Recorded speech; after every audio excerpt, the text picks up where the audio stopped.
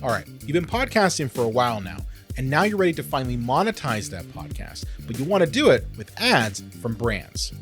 But how do you know your podcast is going to be a good fit with a massive brand? And what if your show is just way too niche? Do you even have a chance with that sponsor? If only we could figure out exactly what podcast brands were thinking without psychic powers. Fortunately, Brian Green of Libsyn's AdvertiseCast and Katie Kremitzos of the Women's Meditation Network broke down this very question in a recent live stream. Let's take a look. Are companies quicker to advertise on a broadcast or a niche cast? Do they see a smaller but more passionate and plugged in audience worth spending ad dollars on? What do you think, Brian? So I'm going to give you the reality. I'm going to give you the wishful thinking, and then I'm going to give you the reality. The wishful thinking is, yes, we'd like to think that brands and sponsors are spending money on small, passionate, dedicated audiences.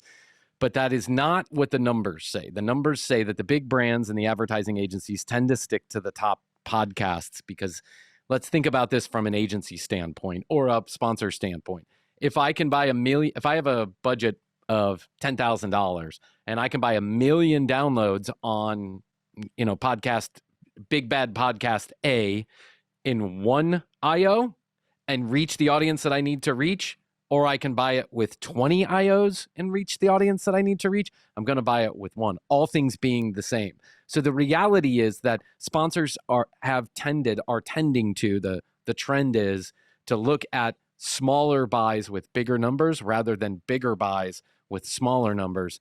But if you're a niche podcast, again, we go back to this thing about the zookeeper, you can make maybe more money and maybe the CPM is completely irrelevant at that point. The cost per thousand is completely irrelevant at that point because you're speaking to the audience the sponsor wants to get to. So if we're talking about big brands, Coca-Cola, Comcast, whoever, they're going to keep their money consolidated usually with the big numbers. But you can also monetize through auto ads. That's a whole different thing. But if you're looking for niche sponsors who also have big dollars, if you have a niche podcast that aligns with that, I think you can tap into that and still make a fair chunk of change. Yeah, I agree with you 100%. The only thing that I would add there is that in this regard, I would consider myself somewhere in the middle in that because I have a large reach, advertisers who now want the niche of women.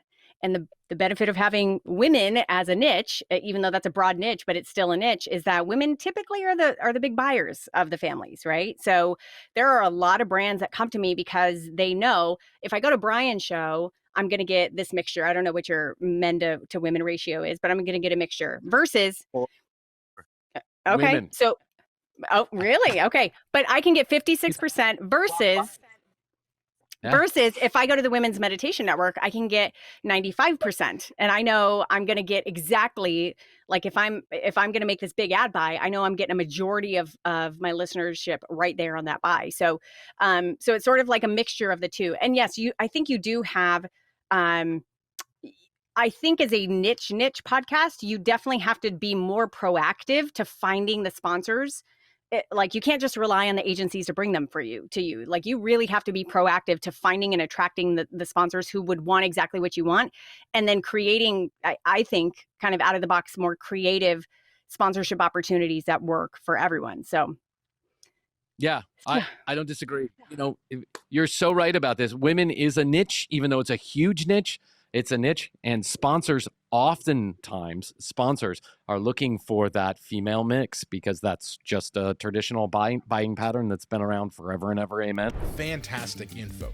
The key takeaway is to be realistic about what brands may or may not be suitable for your specific podcast. Niche shows, however, do have an advantage as they are specifically targeted, and businesses that are interested in specifically targeting audiences that align with your podcast audience may find a benefit in partnering with you. For more info on the benefits of both niche and broadcast style podcasts, check out the full live stream with Brian and Katie right up here.